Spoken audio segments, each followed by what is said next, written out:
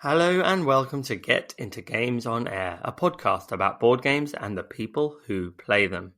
My name's Kale. I might have to edit. That's gonna suck.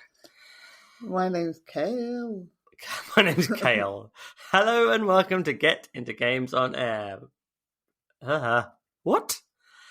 Hello and welcome to Get Into Games on Air, a board game. No. A board. Hello and welcome to Get Into Games on Air, a podcast about board games and the people who play them. My name's Craig, not Kale, and I am Get Into Games on the internet sphere. Joining me, as always, this was quite the journey, is Rebecca. Hi. Hello. Are you keeping all that in? I don't know. I'm probably not going to keep all that in. They'll never know what I'm talking about. Right, okay. Good. Fair enough. Because remember, there's never been an edit. Hello and welcome to episode 27, MollyCon. We have just finished up MollyCon, which is a games day that we run almost yearly now because it's been yearly so far. This was the second ever MollyCon that we had a games day that we got all of our Insta friends to come along to in sunny rural Oxfordshire and play games, eat food, and just generally have a bit of a good time, didn't we? Yeah. I'm on the come down from it because I always feel like after you have a games day, it's like, oh, I want that to carry on. Like it's such a good feeling playing with people and getting to know people. And you're like, I don't want this to end. And it always goes like super quickly. I looked at my watch at one point and was like, oh my gosh, it's 6:00. And it felt like we just started. It was weird. Yeah, it is one of those strange things where you just sort of turn up and then it's like almost over. It's like it all goes so quick. It's like a wedding. It's amazing how tiring sitting down playing board games for 12 hours is. I'm still aching.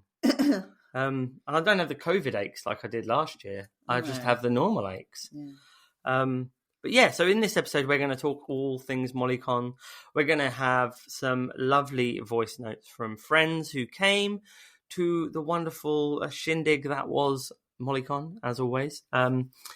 And yeah, we're going to talk about how, if you were ever thinking about having a games day, the pitfalls, if you didn't know where to start, we're just going to have a chat about it in general. We're going to talk about the games we've played at our mini convention. We're going to talk about what I would recommend, or what we would recommend when it comes to organising a games day, and trying not to sweat the small stuff, really, just enjoying the time you have together. I think Trywin Games on his live had said something about just enjoying the time that you have with people. Yeah. And I think I took that... Sorry, I had to cough. I think I took that to heart and sort of... I wasn't statting what we were doing. No. I wasn't recording who was winning and what games we played because I just wanted to enjoy being with people and enjoying the time together rather than constantly thinking, oh, I've got to put this down somewhere or I've got to remember those people's names or whatever. I know. It seemed a strange one because I know that we always normally have hundreds of photos at these things. We take photos and everyone's taking pictures and we do group photos and all sorts of things. And then we did take photos, but definitely not as many as previously. Jenny was missing though. Jenny was missing. Jenny's the photographer. Jenny is our photographer. We didn't do a group photo because Jenny wasn't there. Yeah, exactly. So that's all on Jenny. That is.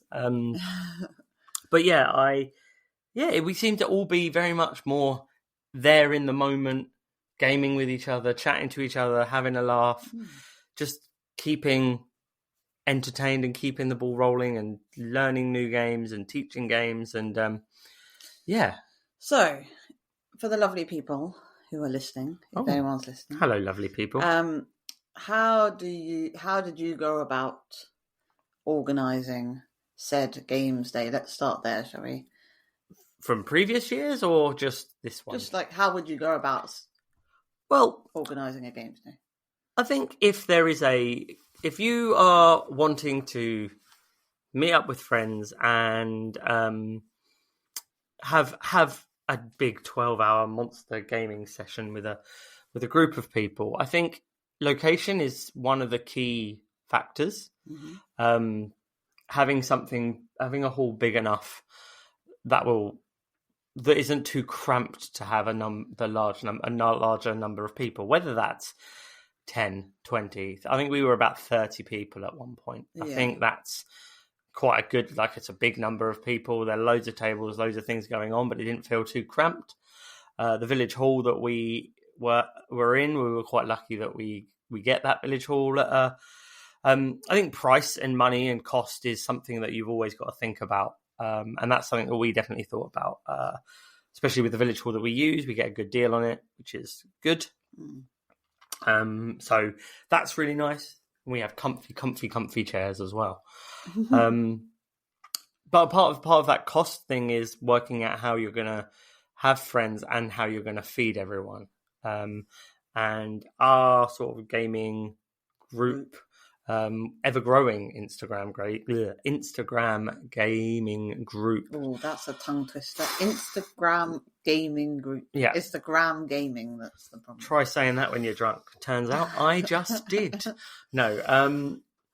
He's not. He's drinking coffee. Yum. Tea. Tea. Oh, dear. I don't want to hear you coughing. No one does. I'm just going to die. Yeah, the group is ever growing. Yeah, so trying to find places where the most people can come to, or in our little group, different people seem to organise different meetups so that subsections of the group can meet up at different times. In different places, and so if you can't come to one of them, then you might be able to go to one that's down south or, one up north. Absolutely. And one of those great things about trying to fix the costing things is how we deal with like food and how we were going to feed everyone. Yeah. By having everyone bring like food, specifically like people are bringing fruit, some people are bringing the bread and the butter or the coffee or the tea or the soft drinks. So that's always a good way to kind of keeping those costs and those thoughts of how to please all of your guests. And you will sort of take a little chip away, because if you're just hiring a hall, it can be quite expensive to get there. So cost is one of the major factors when thinking about how I'm going to have a games day, I would say. And I think that lots of people are coming from like a fair distance as well. So if they're paying out for petrol and things, if they're only having to bring a small section of food, then it doesn't seem so bad. And then they're more willing to sort of make the journey, I guess. Yeah. Also, we always worry that there won't be enough food, and there's always plenty and leftovers, and people often take their food back with them because you're so busy gaming that you grab a packet of crisps and you forget to have lunch or dinner or whatever it is. Yeah. But it usually goes down quite well. And that's, as you say, it's a way of keeping the costs down and everyone feels part of it. And it's good if you can hire a hall that has like a kitchen area so you can have the food separate to the games, and it's another space where people can go off and have a chat or, just a bit of downtime between games. Yeah, I'd say an outdoor area would be quite nice, like a car park or somewhere with good parking, but somewhere outdoors as well, so that you can just go out and get some fresh air and kind of. Yeah, we were lucky that our the hall that we hired was close to a park for the kids, so they could have a run around. But also there's an outside area, so I know that some of our guests took some time just to, it was getting quite hot in the hall. Took some time to just chill outside and have a chat. Yeah. Before going back to the gaming. Absolutely, which is the most important part of the day. Yeah.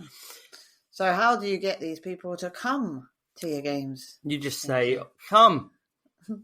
It is quite easy. It is quite easy when when you have gamers, they tend to want to game. And again, this is we're quite lucky. We have a very close knit Instagram community, online social community that we all meet up at UKG, and we've known each other now. I mean, I've been on Instagram doing this stuff for about 3 years now.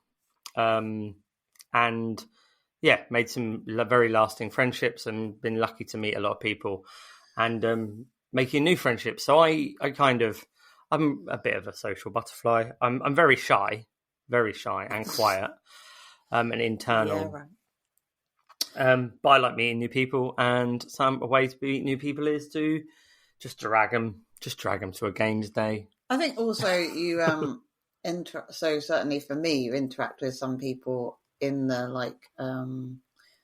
what's it called, the community hashtag groups. So for example, Board Games After Dark, and I did a face off. I think it was like the first face off I'd done. Yeah, and she came along.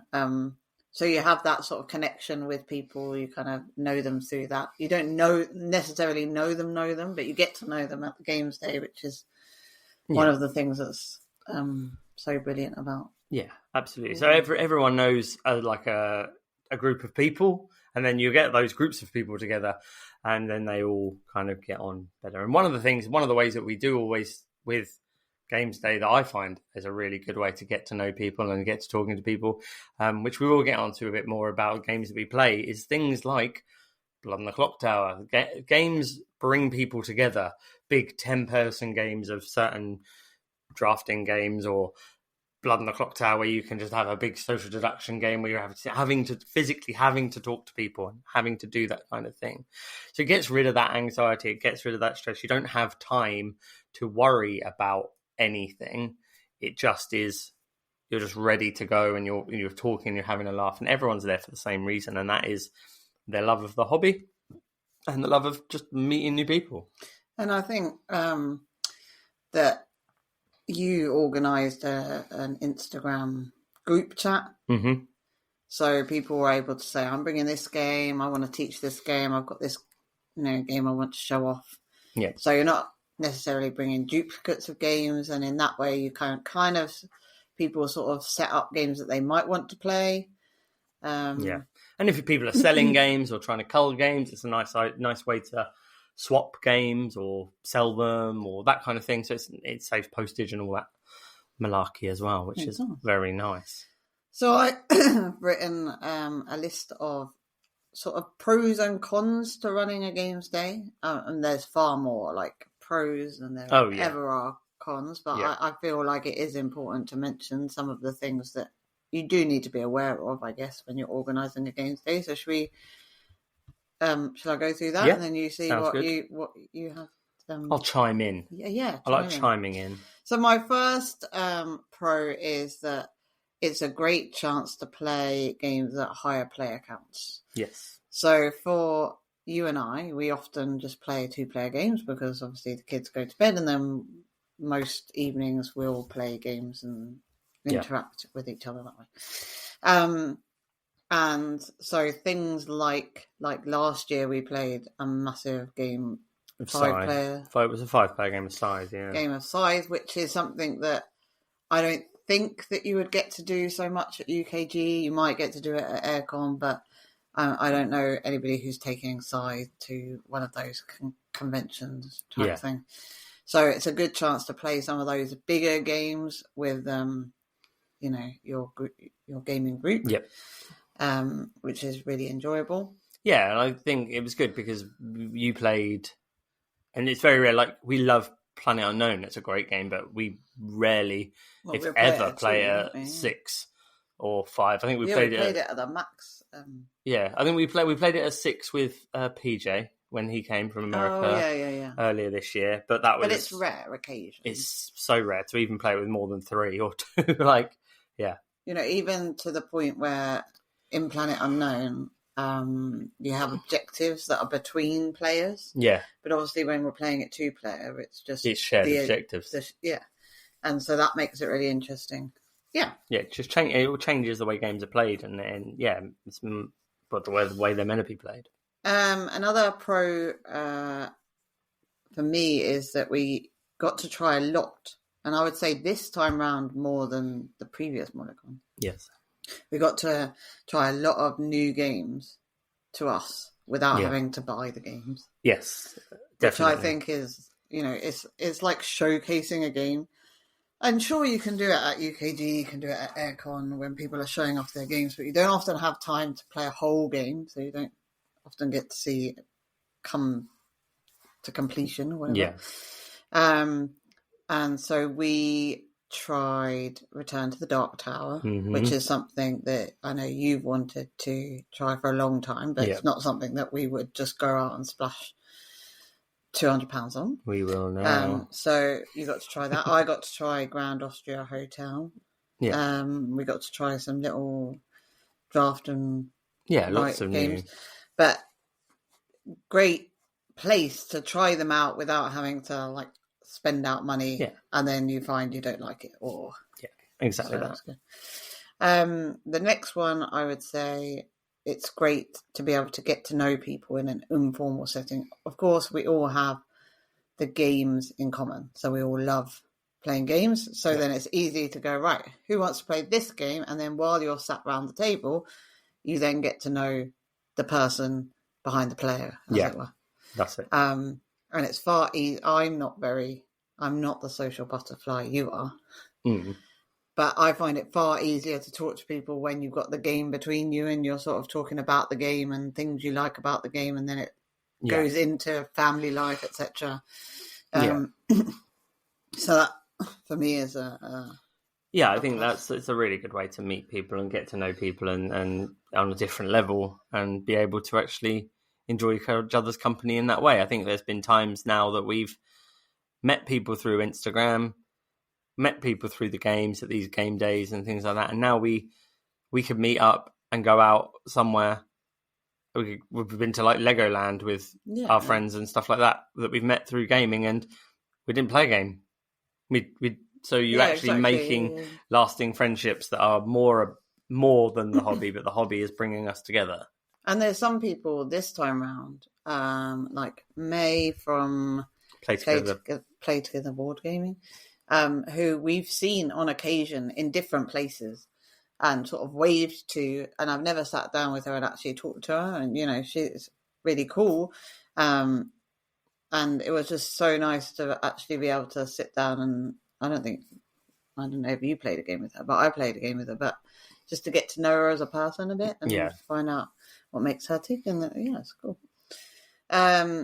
Another plus point I put was sharing good food. Yes. So this, I think, is the highlight. Everybody brings something. Some people make things. So we've got our friend at Cara Gresley makes amazing cakes. Yep. So every time we have a meetup, she usually makes cakes, and they go down really well. Yes. Board Game Waffle made some really nice sausage rolls. Trying Games makes his guacamole. Yep. So everyone kind of brings things, and you don't have to make it. You can just bring, rolls, cheese, whatever. But there's always a good selection, and so no one ever goes hungry, which is really no one ever goes hungry. No. Despite you worrying beforehand that there wouldn't be any food, and that we might have to buy at the shop before we go. And then I think this is like a profound moment, ladies and gentlemen. I think these games days help me to grow as a person, because I am naturally shy. I would stay in my house playing games with you and, not see the outside world necessarily. But I found myself more confident this time round to talk to people, to find out things about people, to play games without you, by myself, with people I don't usually interact with. And I suppose because we were hosting it, it's easier because we knew who was coming. Sometimes when you go to other people's, you don't always know everybody, so you can't just go. I don't feel as confident to just go off with other people. But, I thought I enjoy it because it pushes me out of my comfort zone, but in a safe way. Yeah, absolutely. It's a safe space to be able to... And at the end of the day, there's nothing scary about the people that are coming. Everyone's in the same boat as well.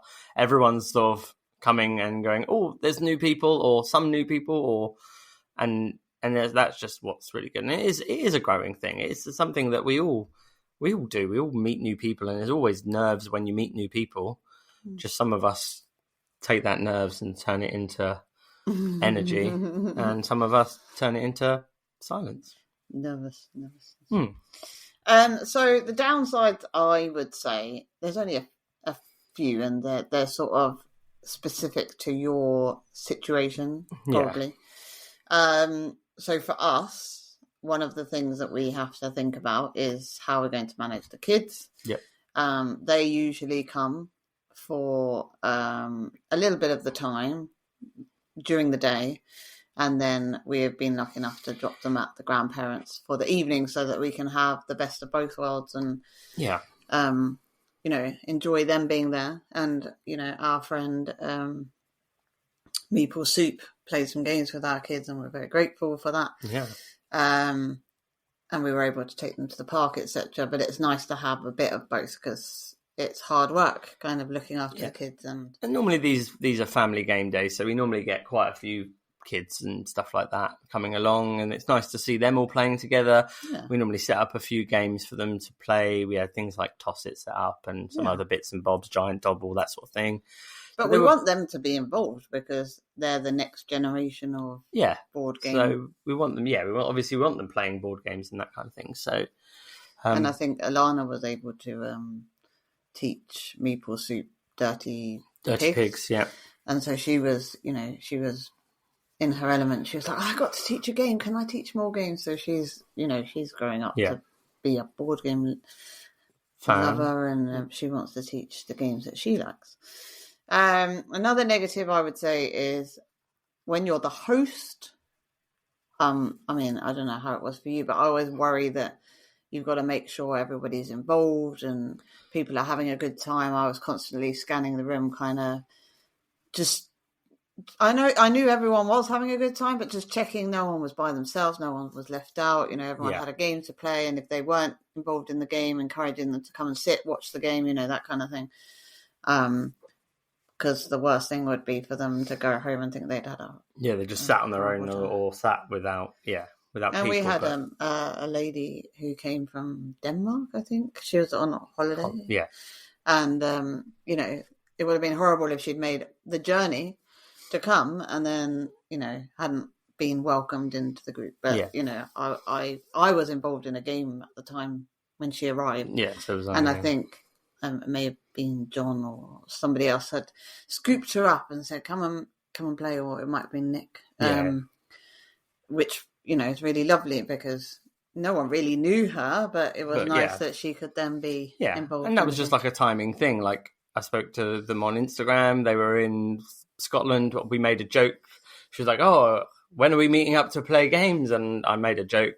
And she said, well, I'm heading down to Oxfordshire in Bicester. And I was like, oh, that's like 20 minutes away. So, so it all worked well. And it's just, again, lovely to meet people that you never in your life expect to be able to just be like, hello, random stranger. I think she's, hello, random stranger from somewhere else in the world. Come into this room of 30 people and play board games. But it happens more often than you think. So we've been to ScootCon, and Meand Dart on Instagram had to come, mostly solo.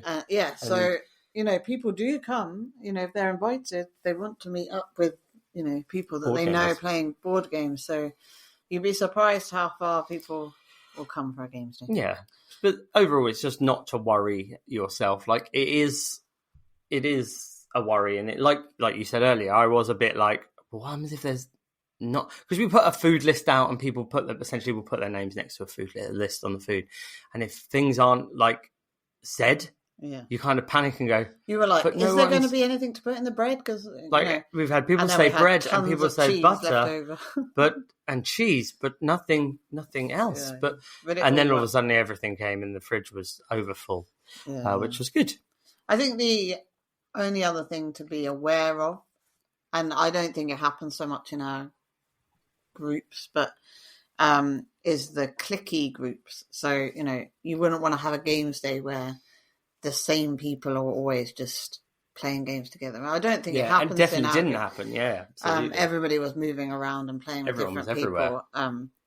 But I think that would maybe put people off coming to a games day if they couldn't sort of get involved with a group. But I think what's nice about the board gaming community is that everybody's willing. People are willing to teach games. People are willing to involve people, try to get the most people. Like we had some 10-player games of Draftosaurus and cartographers, just because the people we were with wanted everyone to be involved, didn't want anybody to be left out. Yeah. Which is really nice. Yeah. I think it's quite a welcoming community. And yeah, absolutely. And the other thing about games as we mentioned is that everyone brings games that they want to play. They bring a selection of games. Everyone will bring far too many games for each person brings. But no one's, I mean, obviously we're precious about the things that the products we're buying, but everyone's precious about everything and everyone knows how to look after stuff. So we bought our copy of Planet Unknown because it's a nightmare to travel with. So I was like, if anyone wants to play it, go for it. But I'll bring my copy because we don't have to travel as far as some people.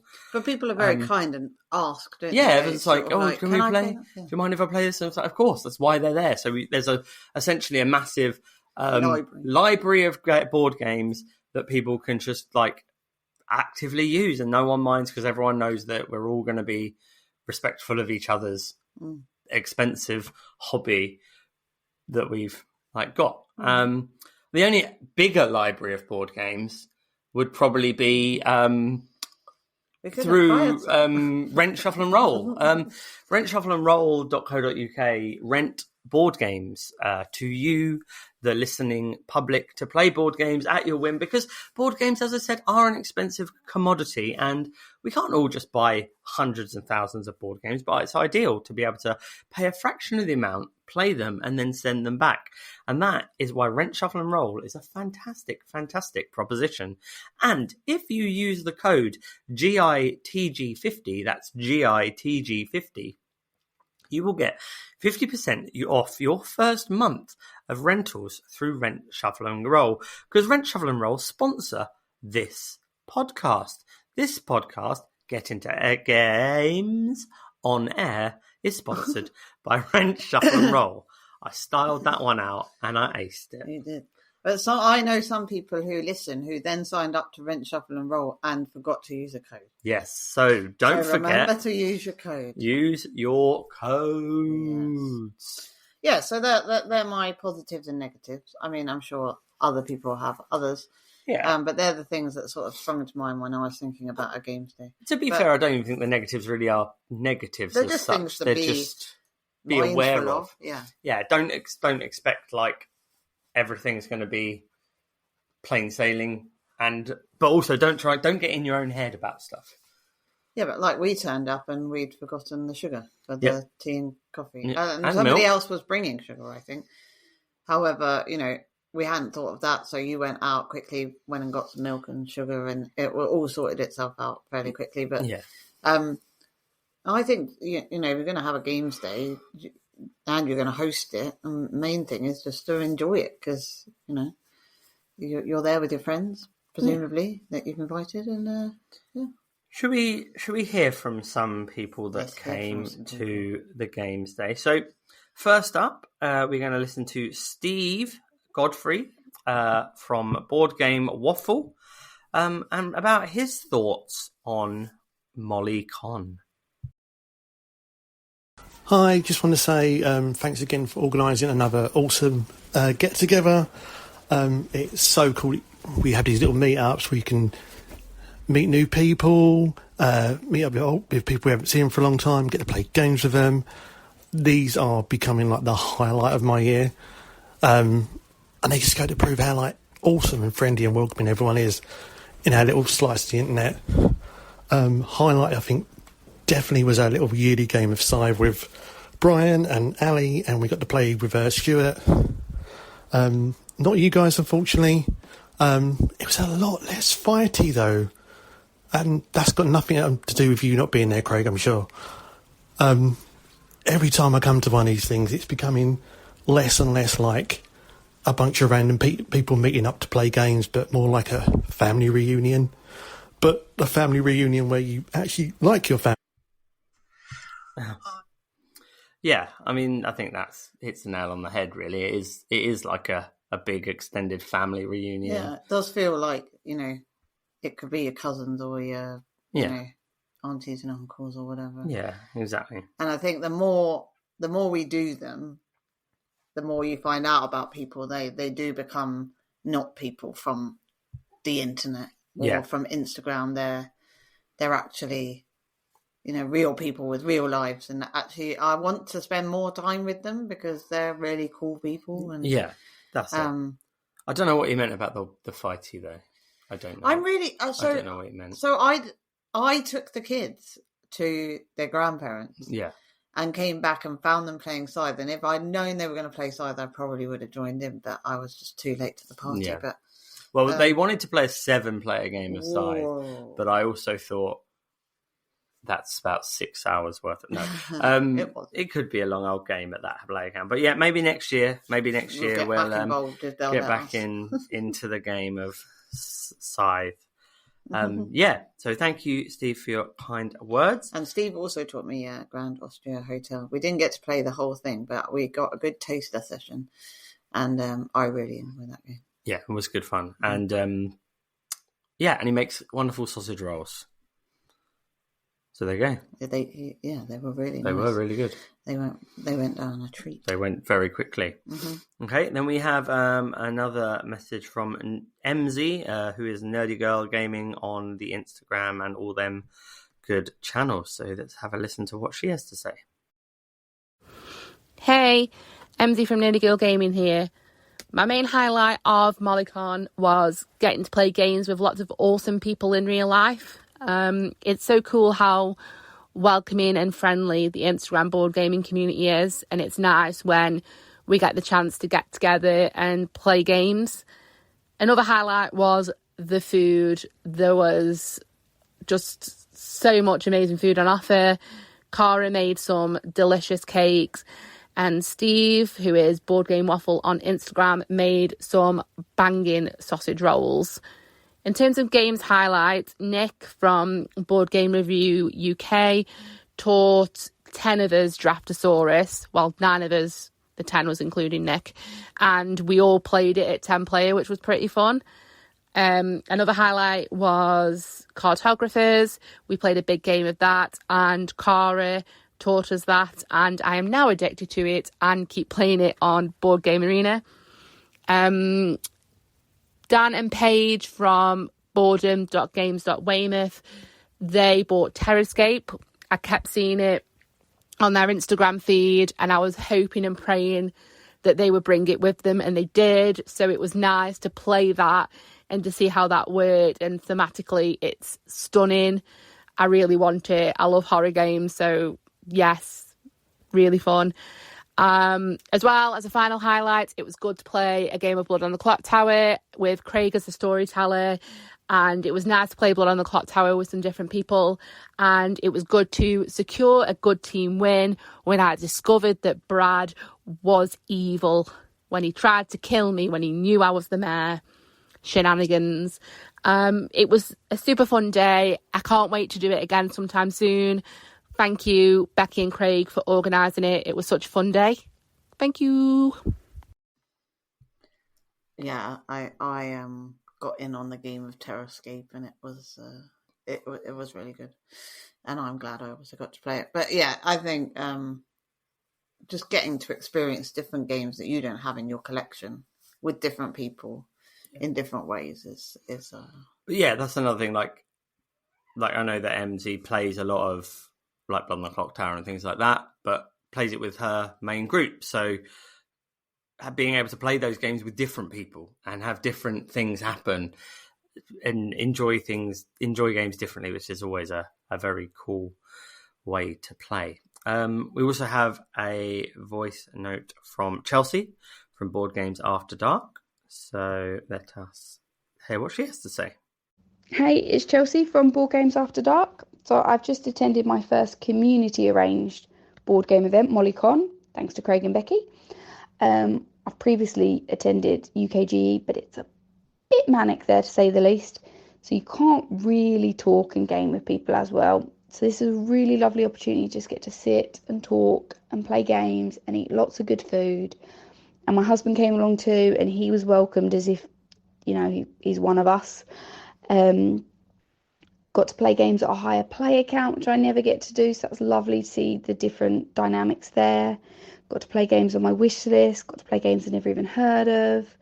Got some really good teaching of games by Nick from Board Game Review UK, and he managed to hold my attention, which is very impressive. Fell in love with Planet Unknown, which you currently can't buy, so that's fun. And overall, it was just a really lovely event, and it just shows how lovely this community is. Board gamers are a lovely bunch of welcoming people, even if you're super anxious about going like I was. The minute I got there, I didn't have time to feel anxious because everyone just makes you feel like you're a family. So that was just a really lovely event, and thank you very much for arranging it and say inviting me, but I'm pretty sure I invited myself. So thanks for that. I think that it's really important that you invite people who are willing to teach games. Yeah. I think Nick does an awesome job of, he's always on hand to teach, games. Cara taught a game. I taught a game of Planet Unknown, although I did teach one rule wrong. But if you've got some people in your group who are willing to teach, the whole thing just goes a lot better. I mean, Meeple Soup went round setting up several games just on the off chance that people might want to play. And I think that was a bonus as well, because it drew people in, and then we're like, oh, we'll play this because it's already set up. Yeah. So to have people in your group who are willing to set up a game, even if no one's going to play it, because he set up Cosmoctopus, I think, and had to put it all back away, but it was there if people wanted to play. Yeah. So having a range of people with different skills teaching, setting up games, showcasing games, just helps the day to go really smoothly. Yeah, really. It was very, very cool. And yeah, it was just, and again, it felt like family. It really does. It just, like, you don't have, as Chelsea said, hit the nail on the head there. Like, you don't have time to worry or panic. It's like, you're here. Well done. Go. Big hugs. Let's go play some games. I do feel like it's like a wedding would be. Yeah. Like, I'm just waiting for the next person to come and the next person to come. And, you're really pleased to see people when they do turn up, and then you're trying to get games in with people and do as much as you can during the time there. And what's great about our little group is that, there's always a core group of people who stay behind at the end, to help clear up, and you're not there on your own, clearing up the stuff. Everybody's sort of mucking in, chipping in, tidying away, so that it doesn't feel like because you're the host you've been left to do everything to the end. Everyone just mucks in, puts tables away, etc. So if you can get yourself a group of people like we have, but don't take them away from us, because we're keeping them because we love them. Absolutely. Or you come to us. That's how that works. It's sort of a perfect day. So shall we talk about just got one more voice thing from Hannah from Han Plays Games.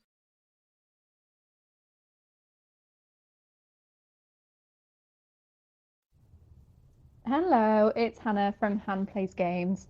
I just want to say a huge thank you to you guys, Craig and Becky, for hosting MollyCon at the weekend, because it was absolutely wicked. It was great to see so many old faces that I've met from UKGE and new faces too. I think the highlight was probably either swapping names for Chelsea for the day, being taught Faraway by Nick, which I'm now obsessed with, or a really good 5-player game of Mlem. Love Mlem. So it's a new push your luck favourite for me.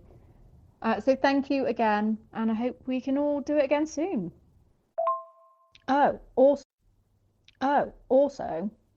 Steve's sausage rolls were absolutely banging. Sausage rolls went down very well. So again, like being able to have like Nick on hand with teaching and just building new friendships and being able to play games at higher play counts and just enjoy the day, really. I think that's... Yeah. So shall we talk about games that we played? Yeah, let's talk about what Hannah mentioned we Mlem. played. We could start there. Yeah. So I played a game of Mlem. I played a little game of Mlem with Cara and Liz, board gaming with my family, and you finally understood it. I finally understood Mlem.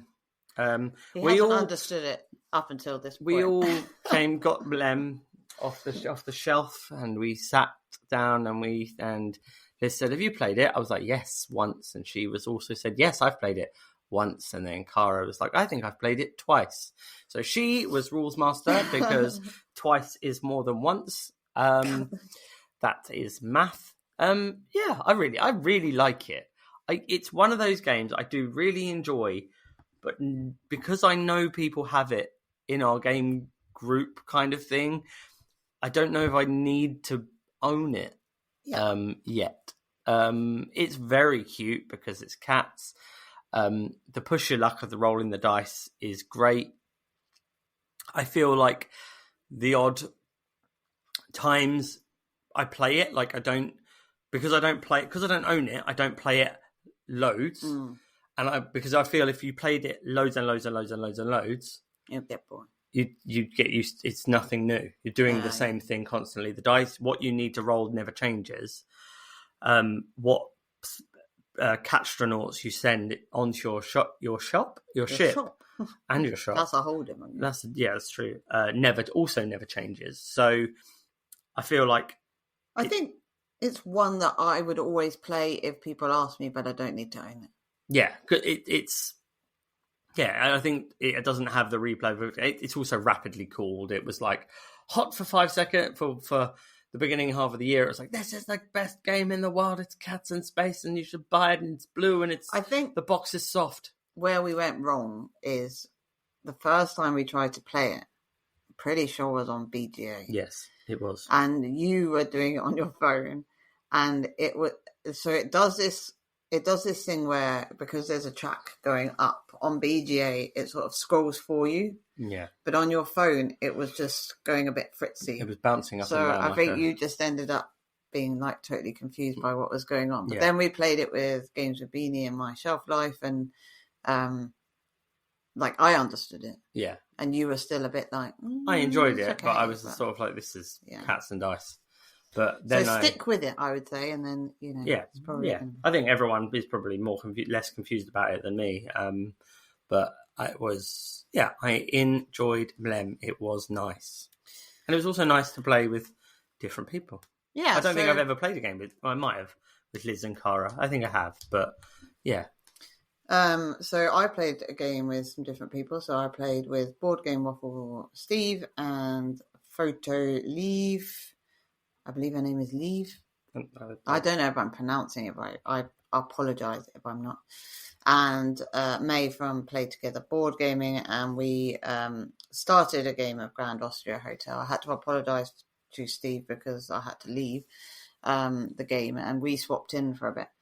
But what I did play of it, I really enjoyed. It's like a Euro game where you're inviting customers into your cafe and you're collecting food to feed them, and only once they've had some food will they go and stay the night at your hotel. And I'd heard a lot about it, and I've always sort of been interested, but it's not been one that I'm like, oh, I need to go and buy it. But I think it is one that if we added it to our collection, it's different from other games that we've got. I don't know how you found it. Yeah, I liked it. I enjoyed what you did, like the mechanics of it all. I really enjoyed. I liked the gameplay. I do like. I mean, it's almost a very beige Euro-y kind of blocks and wooden. But it's in the thinking. I was getting the customers in. I was getting the right food to feed them, and then being like, "Oh, but I don't have a blue room to put you in my hotel."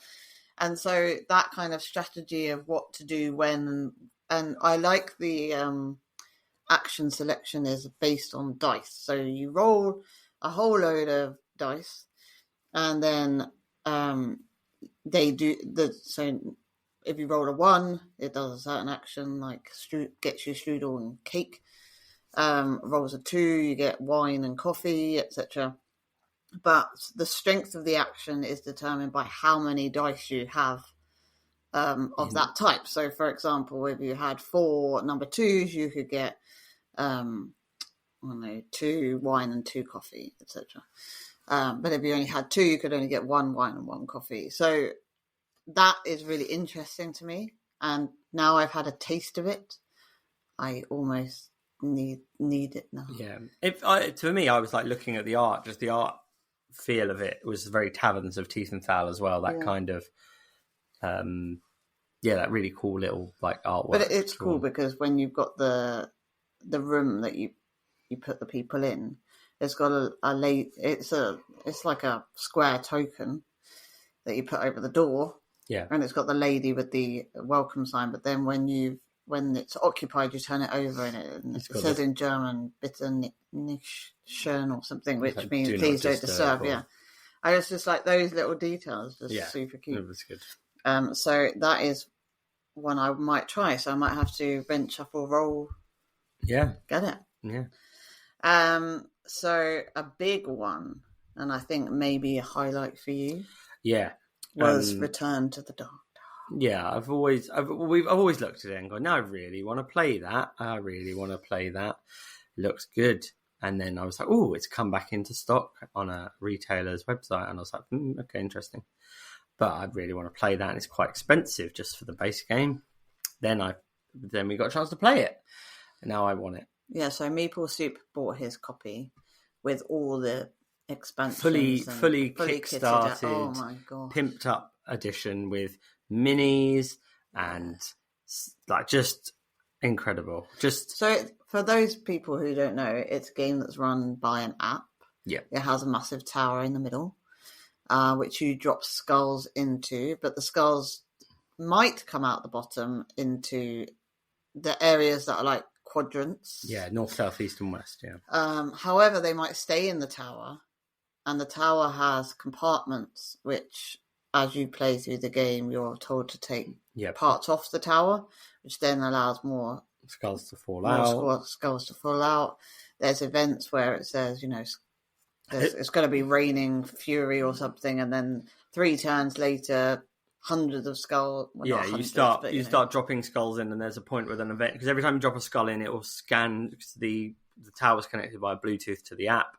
Drop a skull in, essentially is scanning everything that's happening, and it will bring an event up. And at one point it was like the event was going to rain skulls, and then we were noticing every round we were dropping in skulls and none of them were coming out, and we're like, oh no. Eventually hundreds of skulls, well not hundreds, but loads of skulls just tumbled out of this tower. It was so good. It's fully co-op. There is a semi-co-op mode, but there's a fully cooperative game. You're trying to basically complete an event, but to complete that event you have to stop all these monsters that are coming on, destroying buildings. If any of you get 3 corruption, you lose the game.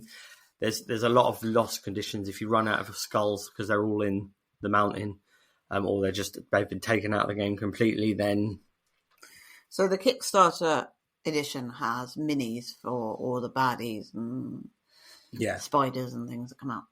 And monsters, whatever, and they're so good. They're incredible. And the minis for the characters are really cool. Yeah. Like we had an Assassin's Creed looking. Yeah. The minis are out of this world. They're amazing work. They're like a really good plastic as well. The standard edition has, I believe, cardboard. The characters are minis. Yeah, but the monsters are cardboard standees, but I'm sorry, that's not going to cut it. That's not going to cut it. You need the minis. And then there's this big beast thing that you have to fight at the end, or we did in our version. I don't know if there's we bought a big old you could choose. You choose essentially what. So there was monsters. This huge. We had a Titan guy. But his character standee is so big compared to your it's terrifying. It's just. It was really good. And I honestly, for a game I don't own, if I would, I think it's better than Nemesis. I think it's a quicker setup. than Nemesis, and it possibly is an easier teach than Nemesis. 100%. Nemesis is rules heavy, and whenever we get Nemesis out, I feel like I have to read through Nemesis. Yeah. But yeah, we sort of subbed in and out, or I was going to look after the children, so I was coming back and forth, and I always seemed to come back when it was a battle, and then I'd press the wrong cards, and so that's another thing. That's what I quite liked. Would do something terrible, and Craig would be like, "Oh, can you go away?" What I really like is that battle mechanic of it, because a lot of these games are like based completely solely on luck-based card play, luck-based dice play, and this has got a really cool mechanism in the app for you selecting cards to do attacks, and just really cool. And you were telling me, I think Meeple Soup was telling me as well, it saves the seed of the game. Yeah. So if you fail the mission, whatever, if you die, basically. Yeah. So whatever, what's it called? The episode or whatever. Yeah. If you fail it, it saves all of the data so that you can replay it exactly as it was, but make different choices. Yeah. So that, if I shouldn't have done that, and you just want to go back and see if you can do it, it saves the seed. So that's really cool. I think that's really good. It is very, very good. So so that was that. So we talked a little bit. Nick taught us Draftosaurus when we played a 10-player version of it. Now it is, I think, a 5-player game. However, he has 2 versions of it. So the way we worked it was half of us use one bag and the other half use the other bag. But essentially, you can play it 10 players. So that's good to know if you want looking for some games for like big player counts. And essentially, you draw 6 dinosaurs out of bag, and they're all different colours. And you have a mat with different scoring conditions. So different pens have different scoring conditions. So you might have a pen that says it wants all the same dinosaurs. You might have a pen that says it wants alternating dinosaurs. It wants pairs of dinosaurs, etc. And so you place one of your dinosaurs, and there is a dice that goes round and gives you where you have to place it, so on either side of the board or in a particular area. And you place your dinosaur, and then you pass the rest of the dinosaurs to the next person, and they draft a dinosaur, etc. That's why it's called Draftosaurus. But it was a really quick game, but really enjoyable. And we played, so the mats are double-sided. One's like sort of spring, summer, and the other one's winter theme. And we played 2 games of it, and that was really good. Yeah, really quick, very good, really fun game. I really enjoyed it. I would be very tempted to get a copy of that as well. And knowing that it plays at lots of different player counts is a bonus. We played Blood on the Clock Tower. We just did a Trouble Brewing script. Yeah, that was good. Where I was the monk and got killed first night by what turned out to be the imp. Yep.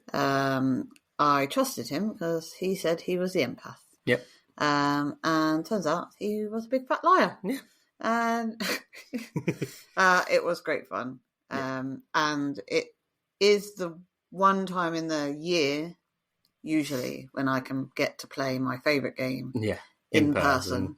Yeah. Because I haven't yet built up to playing it at like UKG or Aircon. Yeah. I always look over and be like, I want to play, but I never have the courage to actually go play it with a bunch of strangers. But it is so good in person. Yeah, it really is. And so when we play on Discord, you can sometimes screenshot information or write down what's going on. And just that, having to hold the information in your head and remember what you told the previous person, and even like the nuances of so Dan from boredom.games.wayne. He was pointing at something and I'd misread where he was pointing, but even just that changed the course of the game, and I ended up distrusting him, and he was actually trustworthy, all because I thought he pointed somewhere else. But those things can only happen in person, and that is the beauty of the game. But it was great. Yeah. Planet Unknown, I feel like we've talked about. So cartographers. Now, Games with Beanie, Susie taught me cartographers on BGA. And I was like, it's all right, but I don't really understand what I'm doing. Yeah. And I don't really like it. But cartographers has been around for a long time. So when everybody said, oh, should we play a game of cartographers? I was like, no, I don't want to play that. Yeah.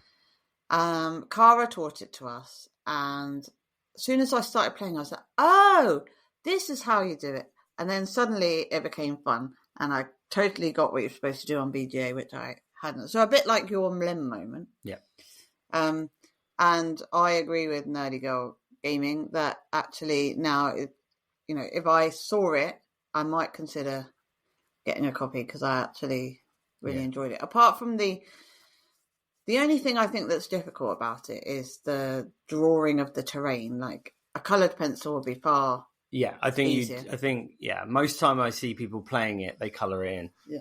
They use colours. But it's fun when you get to draw the monster, and I drew like some kind of octopus thing, and you were going to town on your drawings. And it's good. But it was good fun. I like that as well, though. That bit of the monster comes out, and then you actually have to hand your piece of paper to your neighbour, and the neighbour has to draw the monster on and then pass it back. Sort of, that's really cool because it's putting a little bit of interaction in a game that otherwise doesn't have any, like a roll and write, doesn't have any player interaction. I quite like that. Quick Stop. Quick Stop is just Quick Stop game on Instagram is it's just a party game, and it's so silly. It's so silly. You essentially will have a card that will have a question on it, like rhymes with tree, and then you all have a hand of cards with letters. And you have to throw down the card and shout out what the word is beginning with that letter. And as soon as 3 are put down, that's the end of that round. And a new thing comes up and a new clue. So then you're doing it again. And you're playing round and round and round trying to clear your hand of these cards. And when you do, when someone's got no cards left in their hand, everyone adds up the points that are on the cards that they have left in their hand. You do this round and round and round until someone's got 40 points. When someone has 40 points, the game is over, and the person with the lowest score is the winner. Mm-hmm.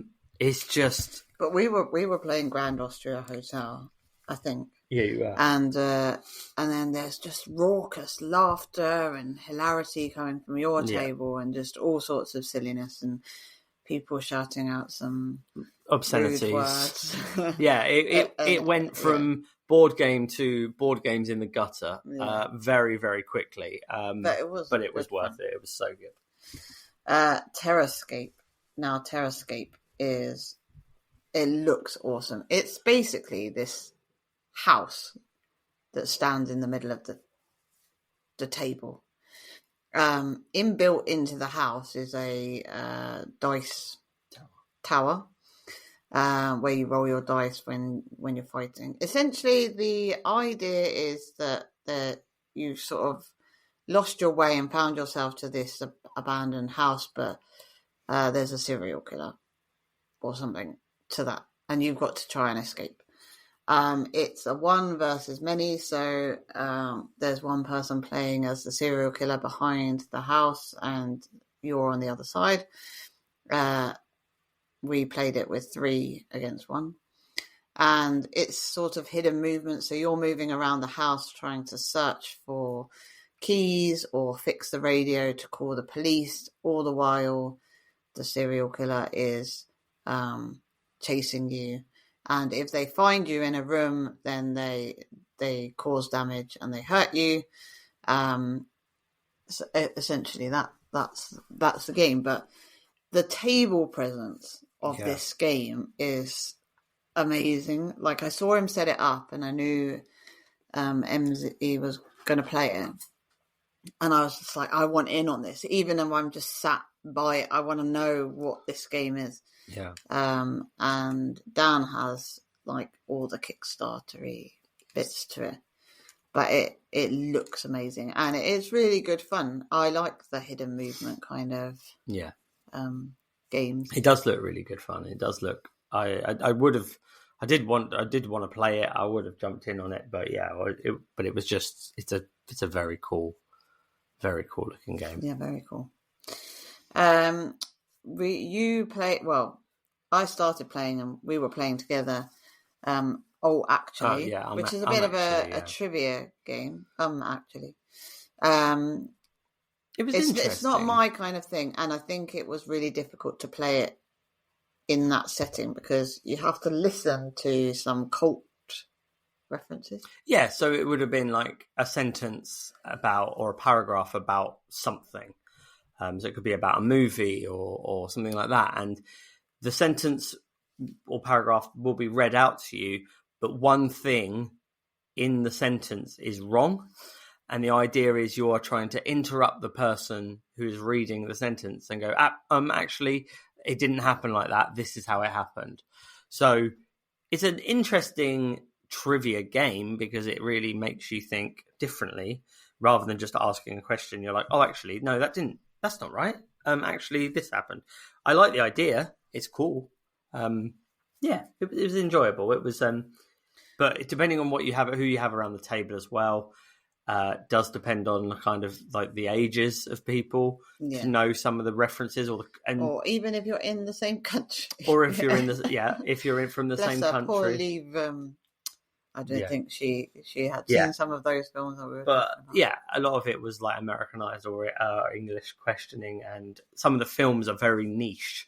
So there were questions about Back to the Future, and if you've never seen it, I think it depends on your group. So I certainly felt like I couldn't answer the actually quick enough versus you and other people who were around the table. So then we wandered off and played a different game.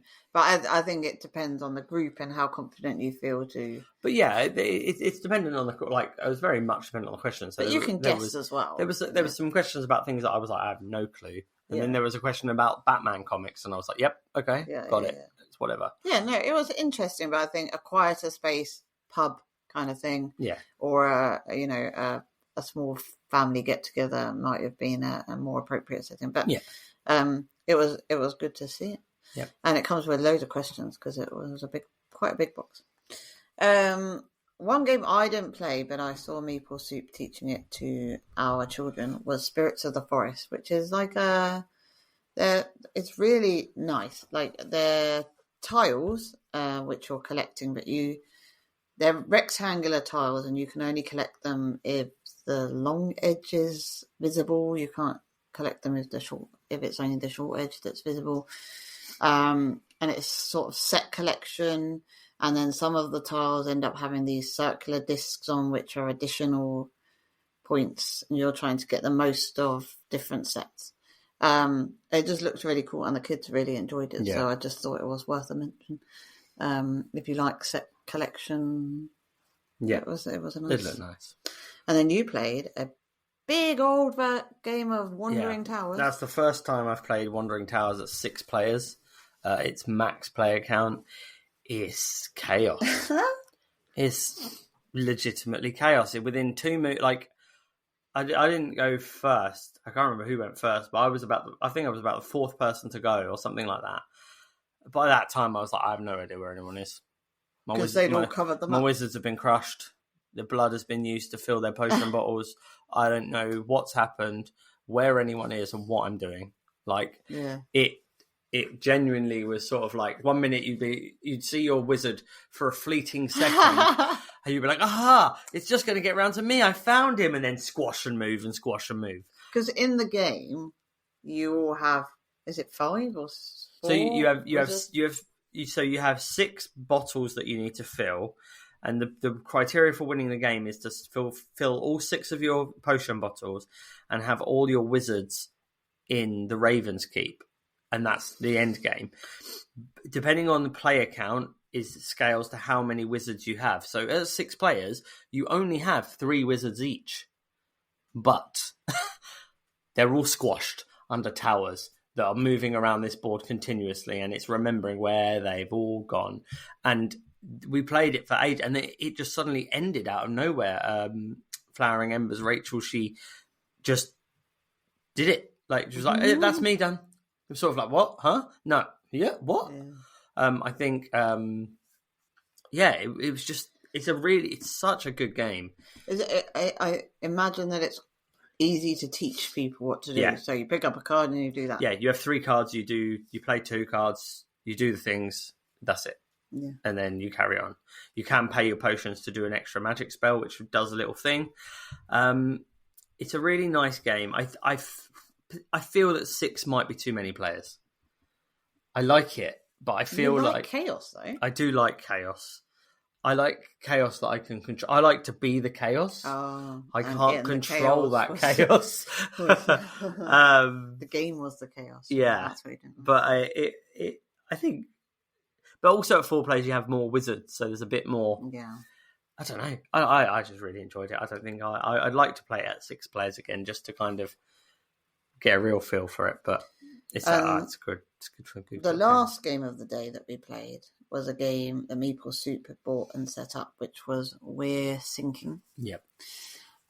We didn't get to play it all the way through because I was conscious it was nearly time for us to leave, and so we needed to do a bit of packing away. So I didn't actually see the culmination of the game. Yeah. However, I really liked some of the mechanics in it. So there is a ship that is sinking or going to sink. Yeah. And there are certain actions you can take. You can bucket, which means taking water out of the sinking ship. Yep. You can plunder, which means stealing treasure. You can fix things, fix breaches, etc., and you can fire cannons. That's it. The winner is the person who has the most treasure, or there are 2 winning conditions. If you beat basically there's a kraken that's attacking the boat, which doesn't help. If you beat the kraken and the ship hasn't sunk, if you've got the most treasure, one person is the winner. So it's very semi-cooperative. However, if the sink ships, I think you mean the ships. No, I don't. I don't. If the sink ships, then you need to have the least amount of treasure, the least amount of cards in your hand. Oh, yes. Wins the game because you're not weighed down by because everyone else is weighed down and the kraken's going to eat them. So you don't quite know what each other's intention is. What I really liked about it was you have these dials for selecting what you want to do. And you put them underneath the action that you state you're going to take. So, for example, I might say, I'm going to fire the cannons at the kraken. And I put my disc underneath. But the bit I liked was you could be lying about that, and when they get turned over, then your dial gets moved to one of the other actions. Yeah. And if you are the bottom, so if you're doing the bucketing and you are the bottom dial, you get to take 2 cards, which could be treasure, could be tools, what could be open, clear water. Yeah. So there's this element of, I'm going to try and bluff that I'm doing this so that people think I'm doing this, and then and I liked that element of it. Yeah. The ship also does come apart. So there's, as it sinks, it actually looks like it's sinking. You take the bottom section out of the boat and it drops. In 4 sections. Yeah. And then there's inside the boat as well, there are treasure chests. Yeah. So when you remove a section, you take those treasure chests out and they go into the water as something that you pick up. So the boat, that physically seeing this boat shrink, like it's sinking into the board, is a really cool feature of the game. The dice are cool for the cannons. So you have a single shot, double shots, and triple shots. And the odds of hitting the kraken increase with so it's like 1 in 6, and then which is a really cool way of making the cannons better, more efficient. I would have liked to see how it played out, but obviously we were running out of time. But it was nice to see it, and I think if I did see it in the shops, I might be interested in getting it, because it's different from other things that are on the market. and it's got a fun sort of gimmick, and yeah. So I think we covered all the games that we played. Yeah, that's it, pretty much. I think we've covered everything. But, there was Courtesans got played a few times, Fit to Print got played. Oh, yeah, there was hundreds of, well, not hundreds of games. Scythe got played, as mentioned. There was lots going on. It was a non-stop kind of, there was just games going on everywhere, which was lovely to see. So I don't think we're going to mention everybody by name because I'm a little bit worried that we will forget somebody. Yes. But I believe Craig will tag everybody. Yes, I will try and do. I have written it down on my note sheet, but I am just worried that I will have missed somebody and then they'll be yeah. But yeah. And that's it. And that was MollyCon 2024. It's a shame that it's over, but we can look forward to the next one. And I'm sure there are other games days before then before the next MollyCon that we get to enjoy and spend time with our friends. And that's the end of this week's episode of the podcast. But firstly, thank you everyone who came to MollyCon and made it what it was. Without you, obviously, it wouldn't have been as good. And we appreciate every single one of you that came. Even those who have had to stay in lofts. Even those who've had to stay in lofts and such. But thank you so much for listening to this podcast. If you enjoyed what you were listening to, please give a 5-star review on whichever app you are listening on. Drop a review in the Apple review situations, all of that stuff. Remember to head to rentshuffleandroll.co.uk, use the code GITG50 to get you 50% off. Until next time, thank you all so much for listening, and remember to get into Return to the Dark Tower. Yes. Should we just end it there? Yes. Get into games. Yes. Get into games. Yes.